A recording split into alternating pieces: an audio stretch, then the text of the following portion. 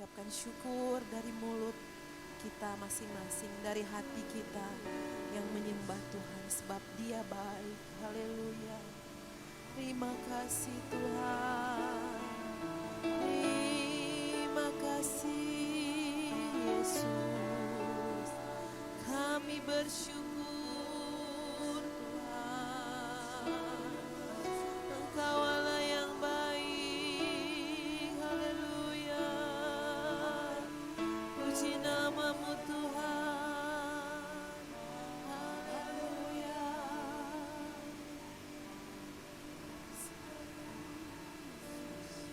Kami datang di hadirat-Mu Tuhan.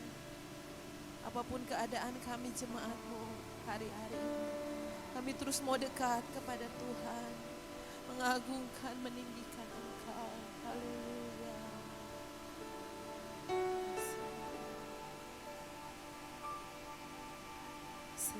Sekalipun ku berjalan dalam lembah kelam, namun tangan-Mu selalu menopang hidupku. Saat ku dalam ketakutan, Kau hadir di sisiku. Kau berkata, jangan takut, Kau beriku kemenangan. Kaulah Tuhan yang berjanji, tak sekalipun Kau ingkari kesetiaan-Mu sungguh terbukti di sepanjang hidupku. Tuh selamanya ku kan setia melayani, mengasihi-Mu. Tiada Tuhan seperti-Mu, Yesus. Kau Allahku yang setia. Mari dengan sungguh-sungguh, dengan hati yang penuh syukur katakan, haleluya. Sekalipun ku berjalan dalam lembah kelam,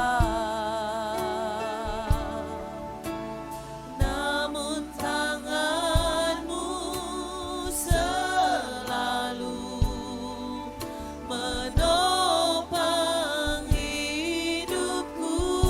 Amin, amin. Saat ku dalam ketakutan, Kau hadir di sisiku. Amin,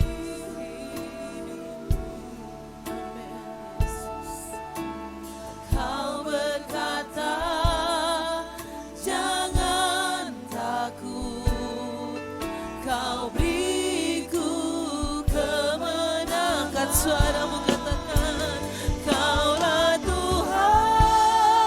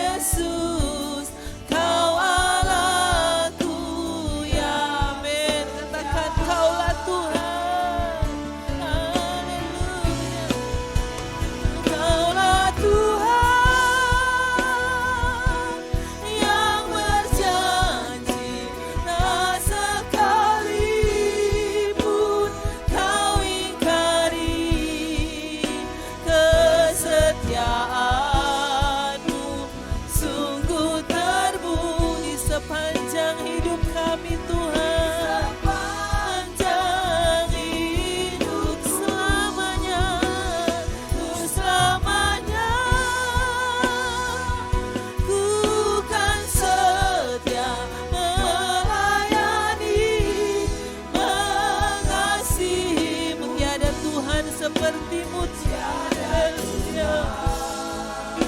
Seperti-Mu Yesus, Kau Allahku.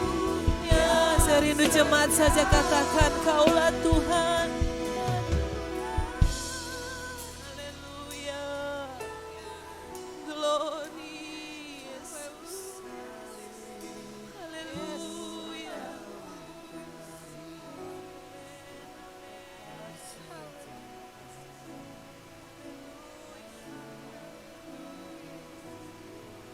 Ini pernyataan kami Tuhan.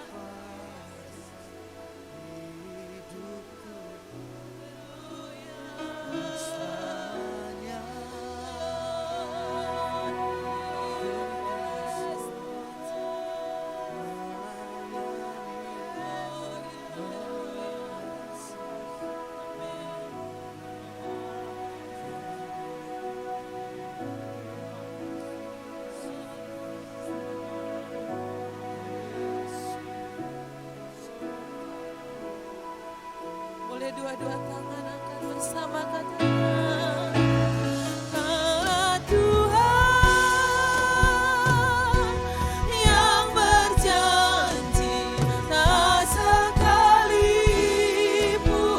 Kau ingkari. Oh glory, kesetiaan-Mu sungguh terbukti di sepanjang hidupku. Haleluya. Ku kan setia melayani, mengasihi. Kami mengasihi-Mu Tuhan, tiada Tuhan seperti-Mu Yesus. Kau Allahku yang tiada Tuhan, tiada Tuhan seperti-Mu Yesus. Kau Allahku, amin.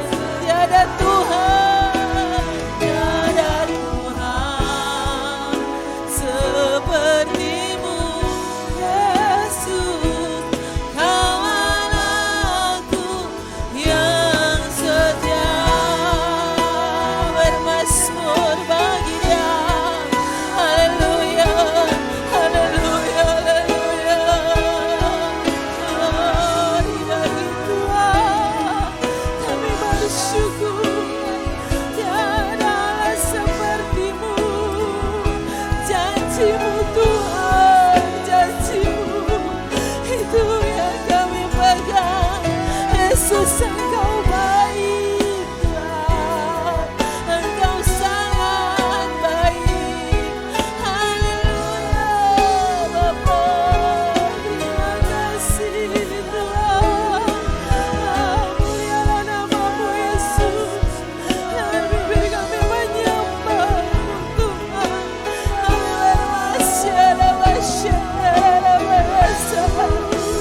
Glory bagi Tuhan, glory bagi Yesus. Angkat sembah-Mu, hanya Dia yang layak kita sembah. Janjinya, perbuatannya, kasih-Nya besar.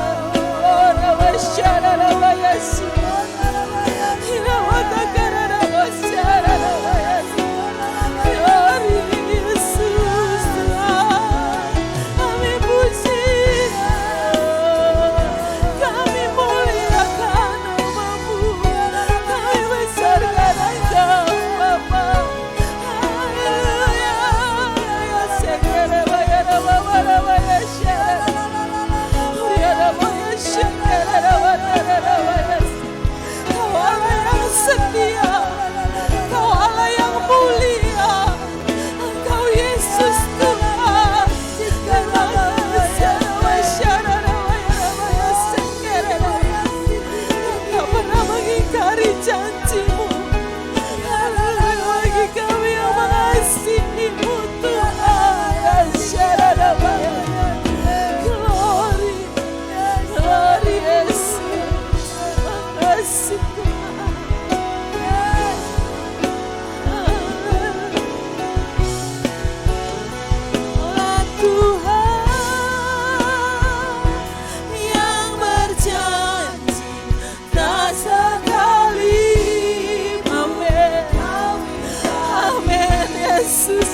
kepercayaan kami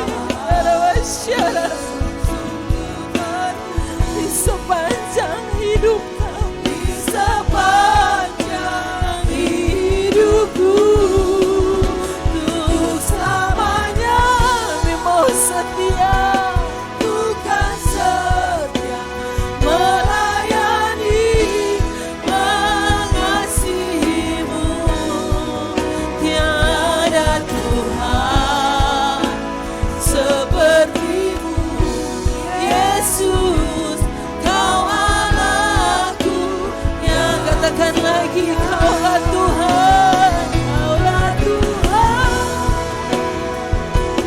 yang berjanji tak sekali pun Kau ingkari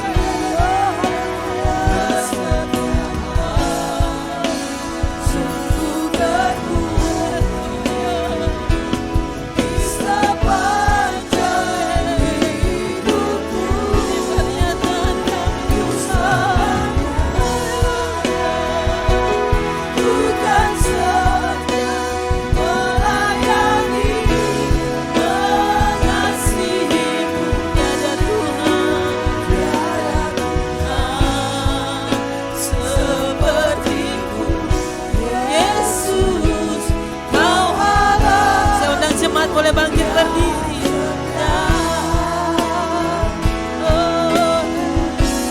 Ku bersyukur padamu Tuhan, buat kasih setiamu di dalam hidupku. Anugerahmu besar bagiku, di setiap langkahku. Ku katakan, ku bersyukur padamu, amin, buat kasih sayang di dalam hidupku. Anugerahmu besar bagiku, di setiap langkahku. Ku mampu. Boleh jemaat saja kata bersyukur.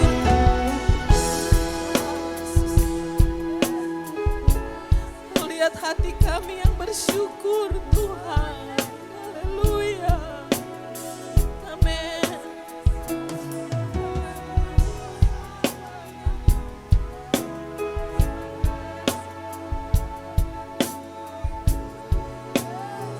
Dengan kasih Tuhan boleh dua-dua tangan.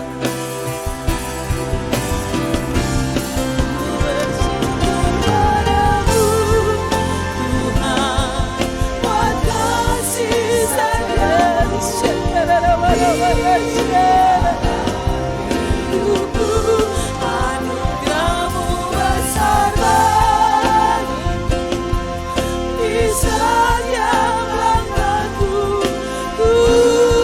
Sekali lagi ku bersyukur padamu Tuhan, buat kasih setiamu di dalam hidupku. Anugerahmu besar bagiku, di setiap langkahku. Ku memujimu, memujimu. Ku memujimu. Ku memujimu.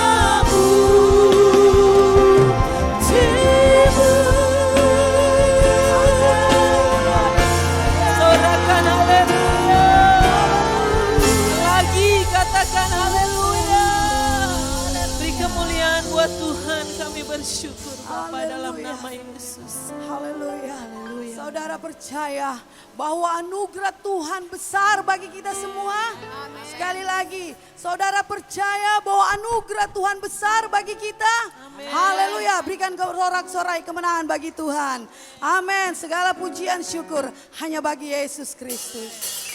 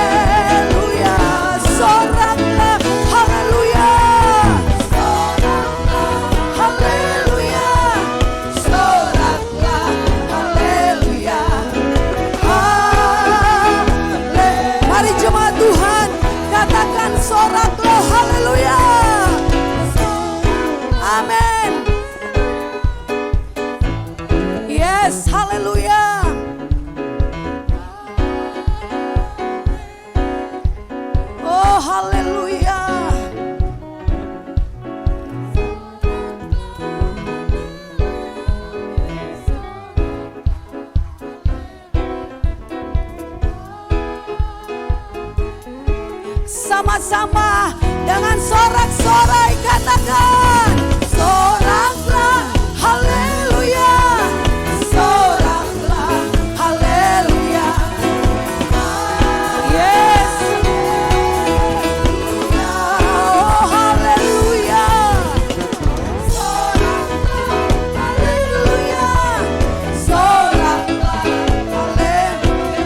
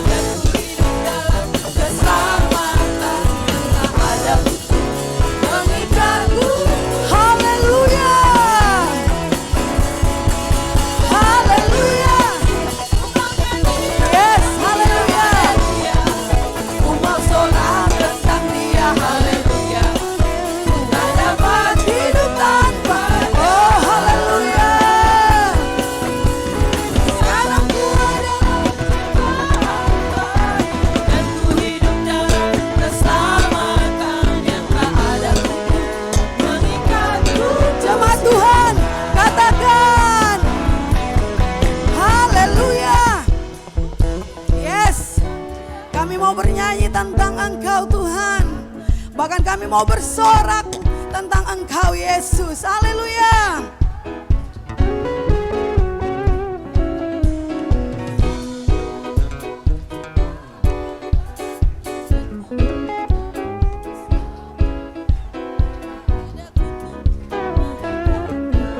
Sama-sama katakan haleluya.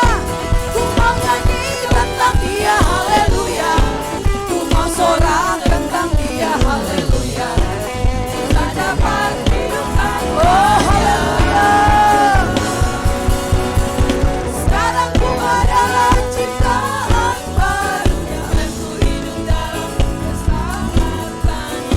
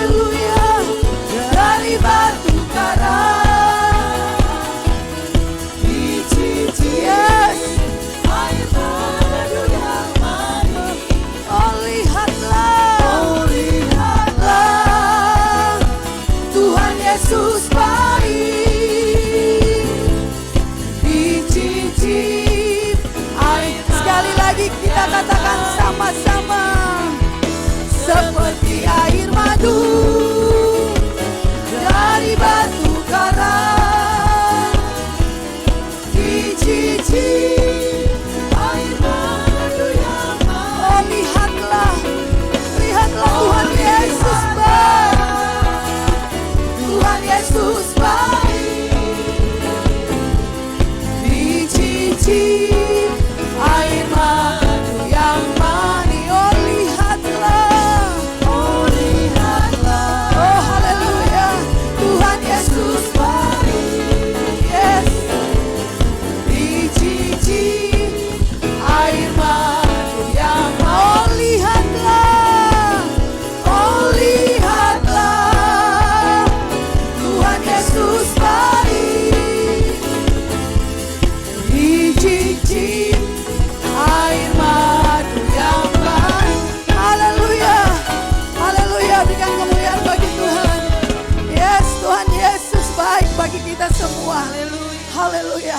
Silakan duduk Bapak Ibu yang dikasihi Tuhan. Haleluya. Tuhan Yesus baik bagi kita. Tuhan Yesus dahsyat luar biasa bagi kita. Haleluya, haleluya. Haleluya Yesus. Yes, haleluya, haleluya. Oh, haleluya, haleluya, haleluya, haleluya.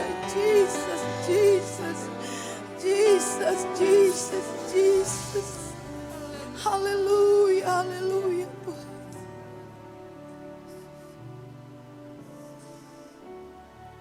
Amin Tuhan. Amin Jesus.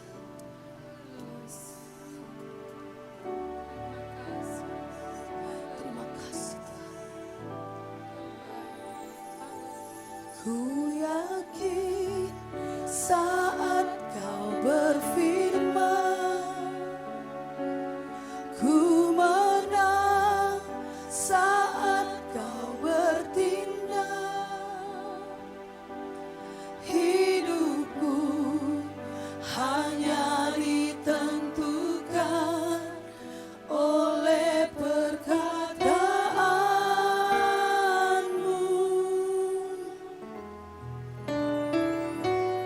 Ku aman karena kau menjaga. Kami kuat Tuhan, ku kuat karena kau menopang.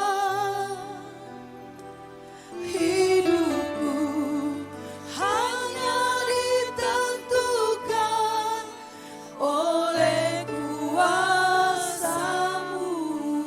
Bagi Tuhan, bagi Tuhan tak ada yang mustahil. Percaya, bagi Tuhan tidak ada yang mustahil. Bagi Tuhan tidak ada yang tidak mungkin. Mujizatnya disediakan bagiku.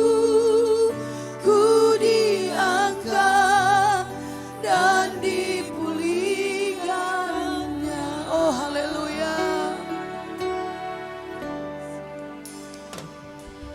Ku yakin saat kau berfirman. Kami yakin Tuhan, kami percaya Tuhan.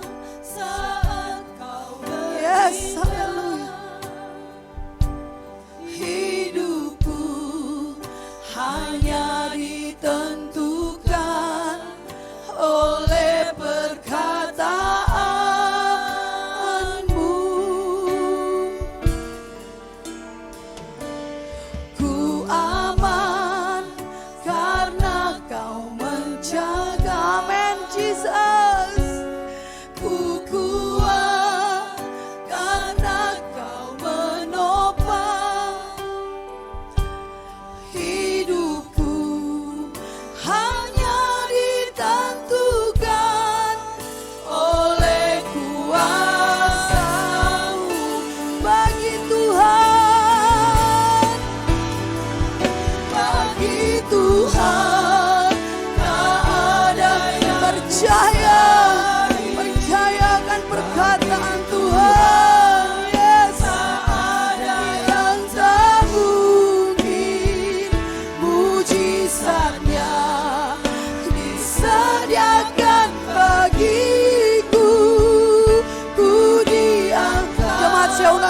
bangkit berdiri. Mari jemaat angkat pujian ini bagi Tuhan. Yes, angkat tanganmu di hadapan Tuhan. Imani, imani, haleluya Jesus.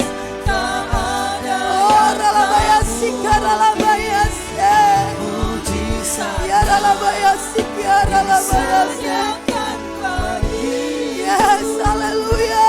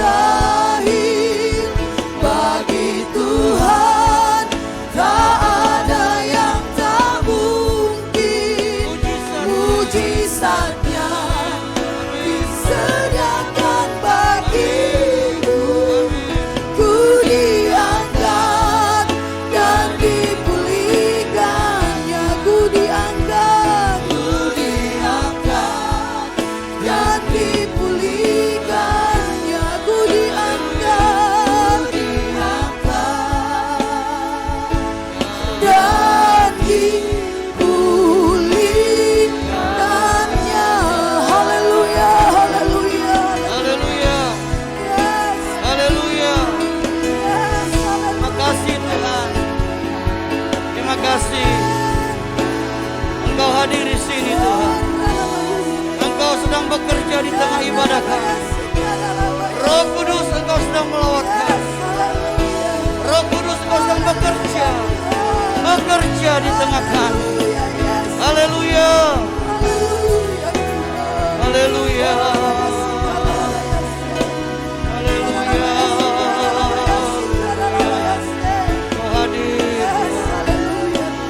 Kau hadir di sini Tuhan. Kami menghormati kehadiran Tuhan di tengah-tengah ibadah kami. Kami percaya Tuhan hadir di sini. Engkau ada bersama kami. Roh Kudus, Engkau terus bekerja buat kami. Berfirmanlah ya Tuhan, pakai hamba-Mu. Kuduskan hamba-Mu dengan darah Yesus. Urapi hamba-Mu. Kami siap diberkati dengan firman-Mu. Dalam nama Yesus kami berdoa, kami bersyukur.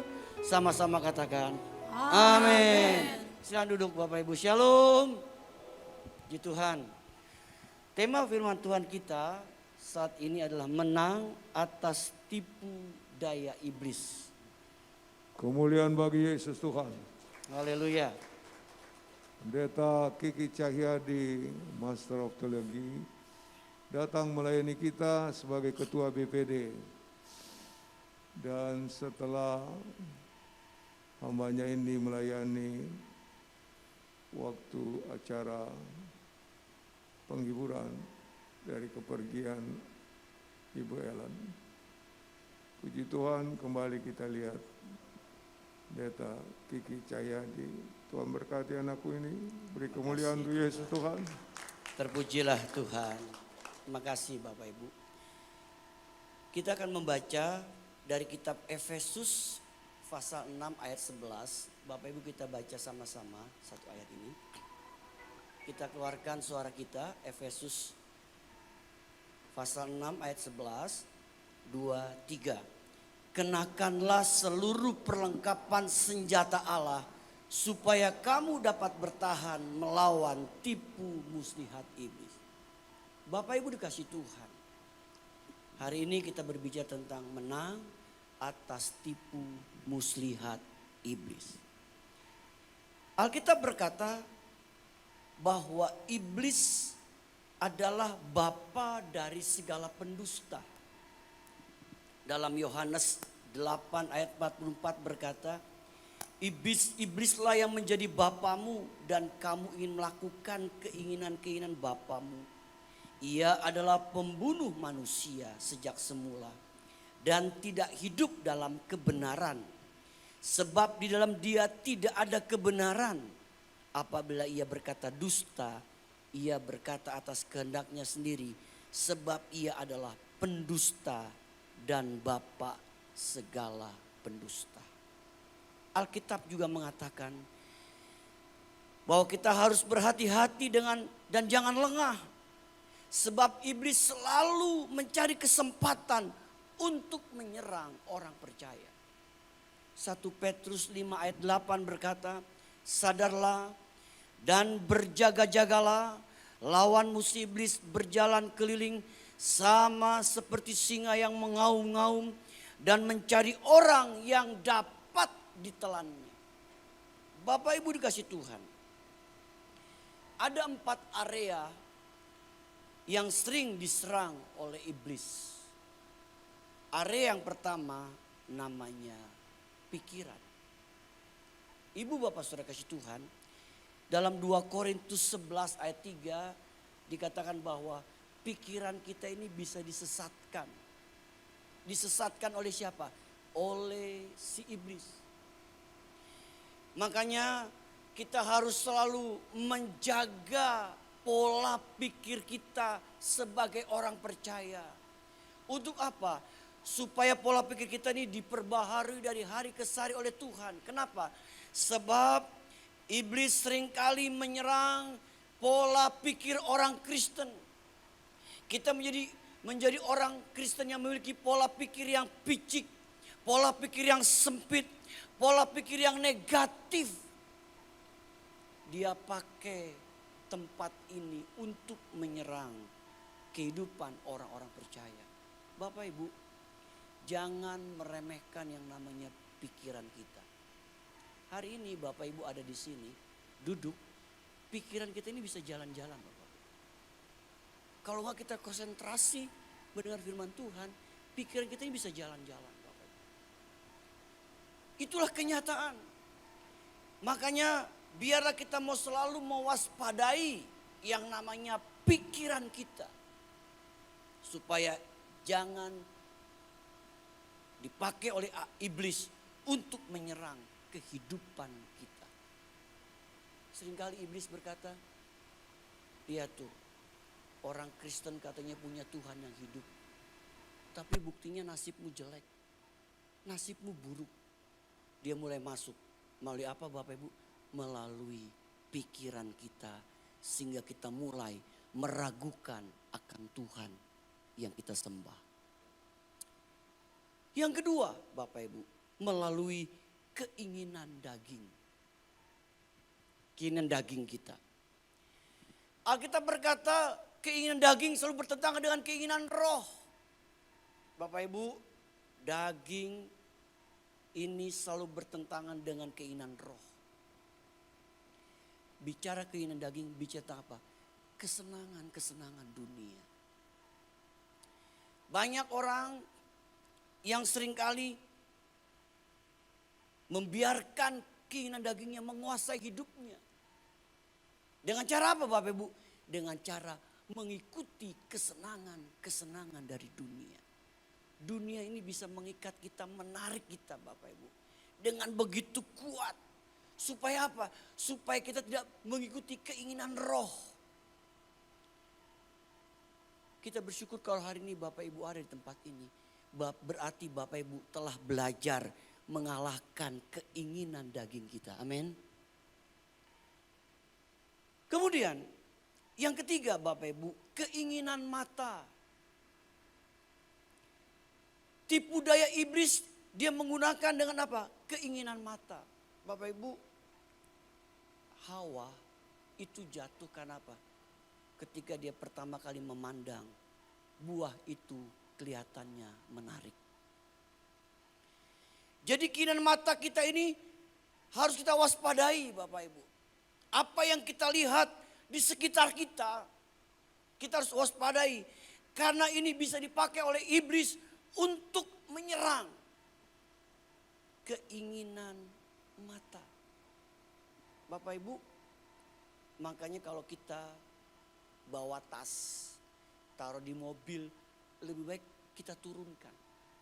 Kadang-kadang ada orang yang tidak ingin melakukan kejahatan, tapi karena dia lihat ada tas, kemudian iblis pakai hidup dia, akhirnya tas kita bisa dicuri, mobil kita bisa dirusak dan sebagainya. Itu dari apa, Bapak? Dari keinginan mata. Makanya kita harus mewaspadai sekali lagi apa yang kita lihat di dalam kehidupan kita, terutama keadaan sekitar kita, keadaan sekeliling kita. Kita mesti mewaspadai Bapak Ibu, supaya apa? Supaya keinginan mata ini jangan membuat kita akhirnya masuk dalam perangkapnya iblis dalam hidup kita. Kemudian yang keempat, namanya keangkuhan hidup. Ini berbicara tentang hati dan perasaan kita. Bapak Ibu dikasih Tuhan, iblis bisa pakai ini. Contohnya Bapak Ibu, mengapa banyak orang Kristen yang seringkali gampang kecewa? Ini berbicara tentang apa? Hati yang kecewa. Karena perasaannya tersinggung. Karena perasaannya merasa diinjak-injak. Akhirnya kita jadi kecewa, jadi marah sama Tuhan dan sebagainya. Bapak Ibu dikasih Tuhan. Makanya kita berkata, jagalah hatimu dengan segala kewaspadaan. Karena dari situlah terpancar yang namanya kehidupan. Jadi kita harus betul-betul menjaga hati kita baik-baik. Jangan sampai ada keangkuhan hidup, kesombongan. Ibu Bapak Saudara Tuhan, kadangkala iblis itu suka pakai supaya kita jadi sombong Bapak Ibu. Dulu waktu kita belum diberkati, kita tidak sombong. Tapi ketika kita semua diberkati dalam pekerjaan, dalam usaha, kita mulai sombong Bapak Ibu. Dulu sebelum kita bisa melayani dengan baik, kita tidak sombong. Tapi begitu kita mulai dipakai Tuhan, kita mulai sombong Bapak Ibu. Kita merasa diri kita ini hebat. Ini sebenarnya ada tipu daya iblis yang menyerang hidup kita secara tidak langsung. Kadang-kala kita sadari. Makanya hati-hati Bapak Ibu dengan keadaan hati kita. Jangan sampai hati kita ini dikuasai yang namanya dengan kepahitan, amarah, benci. Ini merupakan bagian dari tipu daya iblis untuk membuat hidup kita jadi jauh daripada Tuhan. Bapak Ibu dikasih Tuhan, bagaimana hati kita hari-hari ini? Bagaimana perasaan kita hari-hari ini? Biarlah kita mau terus memfokuskan hati dan perasaan kita hanya kepada Tuhan. Amin Bapak Ibu. Sekarang kita akan melihat Bapak Ibu, bagaimana kita dapat menang atas tipu daya iblis. Bagaimana kita dapat menang atas tipu daya iblis. Minimal ada 3 hal yang kita akan pelajari pada pagi, siang, saat ini. Yang pertama Bapak Ibu, melalui iman. Bapak Ibu, iman adalah perisai orang percaya, kata Efesus 6 ayat 16. Pergunakanlah perisai iman untuk mematahkan segala tipu daya serangan dari kuasa kegelapan. Kita harus pakai iman. Iman di sini artinya kita percaya bahwa Tuhan itu berkuasa atas segala sesuatu. Iman membuat kita yakin dan percaya bahwa semua janjinya Tuhan dalam hidup kita ini dapat terwujud dan tergenapi dalam hidup kita. Bapak Ibu, jangan ragu dan bimbang akan kuasa dan janji Tuhan. Bapak Ibu dikasih Tuhan, kalau Bapak Ibu dapat kesempatan pergi ke Israel, pasti kita dibawa ke Mesir dulu. Masuknya melalui Mesir. Di Mesir pertama kali kita sampai, biasanya kita dibawa ke satu tempat namanya gereja sampah. Bapak Ibu, kenapa disebut gereja sampah? Karena lokasi gereja itu banyak orang-orang Kristen yang usahanya, profesinya mengumpulkan sampah-sampah Bapak Ibu. Jadi lingkungannya seperti itu Bapak Ibu. Itu sampah semua. Sampah. Sebelum di situ ada satu gereja Bapak Ibu. Ada satu peristiwa terjadi. Di situ ada satu bukit namanya Bukit Mukatam Bapak Ibu. Waktu itu hiduplah sekelompok orang-orang Kristen, orang percaya. Lalu tiba-tiba datang sekelompok orang yang tidak mengenal Tuhan. Lalu orang itu mengutip firman Tuhan yang berkata begini Bapak Ibu. Jikalau engkau punya iman sebesar biji sesawi, engkau dapat berkata kepada gunung tercampaklah ke laut. Lalu sekelompok orang itu berkata, sekarang kamu praktekkan firman itu. Di depan kamu ada bukit. Dan dalam waktu 3 hari saya kasih kesempatan. Saya melihat apakah bukit itu bisa pindah atau bergeser. Bapak Ibu, orang tersebut mengutip firman Tuhan. Lalu orang Kristen yang tinggal saat itu mereka datang sungguh-sungguh kepada Tuhan. Mereka berdoa, mereka berpuasa Bapak Ibu. Ya mereka sungguh-sungguh. Hari pertama, hari kedua tidak terjadi apa-apa. Tapi hari ketiga Bapak Ibu, Tuhan buat mujizat. Yaitu Tuhan buat gempa bumi. Dan saat itu bukitnya berpindah, bergeser beberapa jauh Bapak Ibu. Ketika sekelompok orang itu menyaksikan peristiwa itu, akhirnya mereka percaya kepada Tuhan Yesus Kristus. Ini suatu kisah yang terjadi di Mesir Bapak Ibu. Makanya disebut dengan gereja Bukit Mukatam atau dikenal dengan nama gereja sampah. Ibu bapak saudara kasih Tuhan. Sekali saya katakan iman di sini artinya kita percaya bahwa Tuhan itu berkuasa atas segala sesuatu. Iman membuat kita yakin dan percaya bahwa semua janji Tuhan dalam hidup kita dapat terwujud dan tergenapi dalam hidup kita. Yang penting Bapak Ibu jangan ragu akan janji Tuhan. Kita harus tetap belajar percaya bahwa janji Tuhan itu digenapi buat hidup kita. Meskipun kita sedang menghadapi masa-masa sulit sekalipun, kita percaya janji Tuhan tidak pernah berubah. Dulu, sekarang, sampai selama-lamanya. Amin. Saya percaya kalau Bapak Ibu tetap meyakini akan hal ini, maka firman Tuhan, janjinya itu digenapi buat hidup kita.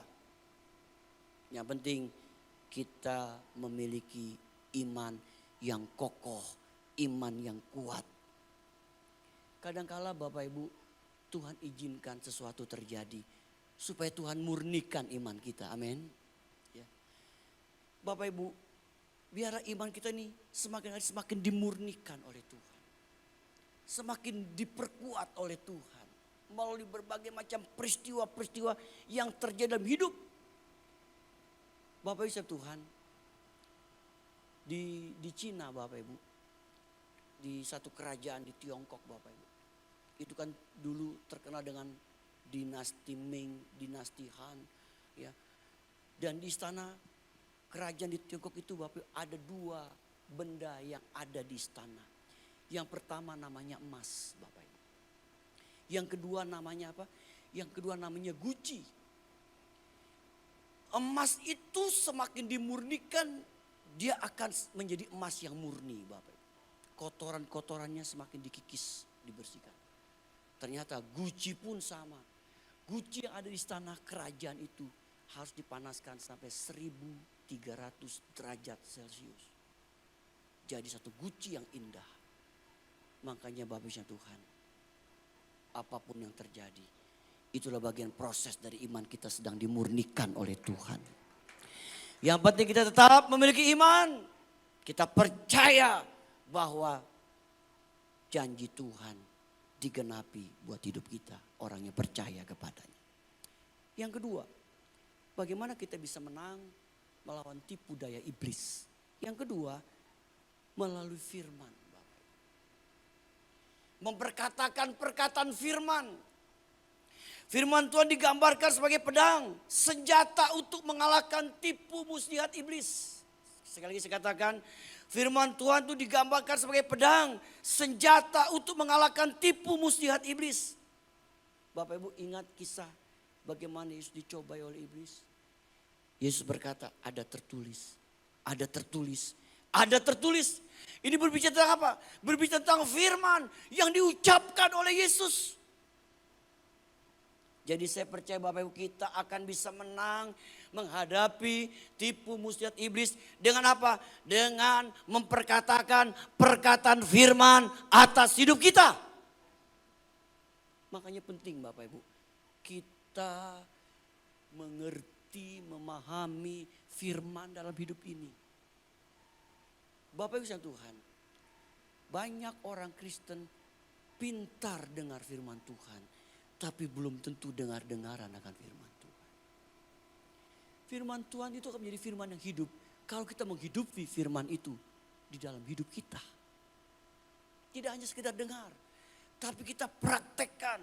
Kita aplikasikan dalam hidup kita sehari-hari. Tetapi juga hati-hati Bapak Ibu. Menjelang akhir zaman. Orang juga bisa menyesatkan kita dengan apa? Dengan memutarbalikan firman. Makanya pentingnya kita tertanam di sebuah gereja lokal. Betapa pentingnya kita harus mengikuti pendalaman Alkitab. Supaya kita semakin diperkaya, kita bertumbuh dalam firman yang benar. Menjelang akhir zaman Bapak Ibu. Nanti akan ada banyak penyesat-penyesat yang semuanya pakai firman.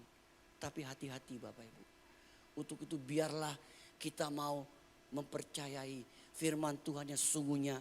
Yang kita baca setiap hari, yang kita miliki dan kita praktekkan dalam hidup kita. Sehingga firman itu betul-betul menjadi apa? Menjadi pedang, menjadi senjata. Untuk apa? Kita mengalahkan tipu muslihat iblis dalam hidup kita. Bapak Ibu Tuhan, firman Tuhan itu luar biasa. Firman Tuhan itu firman yang hidup. Dia akan hidup. Sekali lagi, kalau kita menghidupi firman itu dalam hidup kita orang yang percaya kepadanya. Bapak Ibu dikasih Tuhan. Mengapa gereja di Tiongkok itu maju dan berkembang Bapak Ibu? Karena orang-orang di sana menghidupi firman dalam hidupnya. Mereka percaya firman itu adalah firman yang betul-betul berkuasa dalam hidupnya. Sehingga mereka boleh melihat perkara-perkara ajaib, perkara-perkara dahsyat yang kerjakan atas kehidupan mereka. Saya percaya Bapak Ibu hadir saat ini pun. Kita akan mengalami terobosan-terobosan dalam hidup kita. Kalau kita hidup selalu dalam kebenaran firman Tuhan. Dan firman Tuhan akan memagari kita dari terhadap serangan-serangan kuasa iblis yang akan menghancurkan hidup kita. Amin. Yang ketiga, yang terakhir Bapak Ibu. Melalui doa. Bagaimana kita bisa menang atas tipu muslihat iblis? Yang ketiga melalui doa. Doa memiliki kekuatan dan kuasa yang besar dalam hidup orang percaya. Bapak Ibu sekali lagi saya katakan doa memiliki kekuatan dan kuasa yang besar dalam hidup orang percaya. Untuk itu kita jangan jemu-jemu dengan yang namanya doa. Jangan jemu-jemu Bapak Ibu. Kita semakin dekat dengan Allah. Jangan menjauh dari Allah. Dengan pakai cara apa? Dengan cara kita datang berdoa kepada Tuhan. Ada 3 tipe orang Kristen dalam hal doa Bapak Ibu. Yang pertama yaitu orang Kristen yang hanya ada orang Kristen yang tidak bisa berdoa. Kasihan loh Bapak Ibu kalau orang Kristen gak bisa berdoa. Gak bisa berdoa. Kalau disuruh berdoa dia selalu menghindar. Dia takut. Yang kedua orang Kristen yang bisa berdoa. Hanya bisa berdoa, pintar berdoa. Satu kali Bapak Ibu saya menghadiri ibadah pemakaman. Ada seorang pendeta berdoa begini Bapak Ibu. Tuhan, di hadapan batu-batu nisan dan di hadapan pohon-pohon dan juga sinar matahari yang ada di sekitar kami. Kami juga menikmati sepoi-sepoi angin. Ini doa pembaca puisi Bapak Ibu. Dia bisa kemas doanya bagus. Tidak salah Bapak Ibu. Tapi hanya bisa berdoa. Tapi yang ketiga, orang Kristen yang punya kehidupan doa. Artinya setiap hari dia punya waktu khusus untuk datang berdoa di kaki Tuhan. Orang Kristen seperti ini, dia akan hidup mengalami kuasa doa dalam hidupnya. Bapak Ibu dikasih Tuhan. Oh, betapa indahnya kalau kita memiliki kehidupan doa dalam hidup kita setiap hari. Meskipun kita sibuk, mungkin banyak masalah, banyak pergumulan, tapi justru kita semakin mendekatkan diri kepada Tuhan. Dan kita percaya doa memiliki kekuatan dan kuasa yang besar dan dapat mengalahkan setiap serangan-serangan kuasa iblis. Bapak Ibu dikasih Tuhan, doa itu sangat besar kuasanya Bapak. Ketika kita berdoa, kita percaya ada tangan yang tidak terlihat yang sanggup menolong keadaan hidup kita. Amin Bapak Ibu. Ketika kita berdoa, ada perkara-perkara besar yang Tuhan bisa singkapkan hanya melalui doa. Berbahagialah kita yang mendengar firman Tuhan serta melakukannya.